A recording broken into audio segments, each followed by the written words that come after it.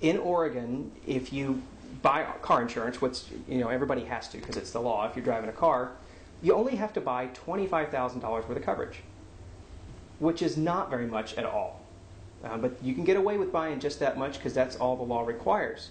So when you call up Geico or Progressive or one of the other cheap car insurance companies and say, give me the cheapest policy I can possibly get, like they're telling you on their TV ads, you're going to get $25,000 worth of coverage.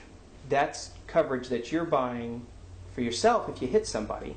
It's also coverage if somebody hits you and they don't have enough insurance. So if you buy $25,000, somebody else that hits you has $25,000, Oregon law says you're not going to get anything from your insurance policy. You can add on hundreds of thousands of dollars of coverage that will cover you if somebody hits you and doesn't have enough for pennies a year. It's cheaper than health insurance. I've seen people buy supplemental policies that are expensive and pay $50, $60 a month. You don't have to do that with car insurance. It's cheap to get above that minimum level. So, I tell everybody this, and my friends and neighbors get sick of hearing me say it, but buy as much as you possibly can. If you, God forbid, end up hurting somebody else by not paying attention, you're going to have enough insurance to cover what you did. And if you don't, somebody can come after you for your house or your other assets. So it's a great idea all the way around. It takes out that risk factor of some driver out there that's trying to, scrimp and save that's not bought enough insurance. What I have and what you should have is as much as you can afford on your own insurance policy.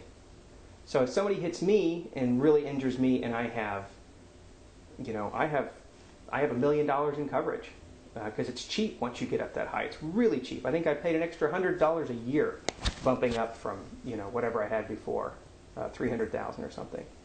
So it's really cheap to get that much coverage. The other thing it does, if I hurt somebody out on the street accidentally, it covers what I've done.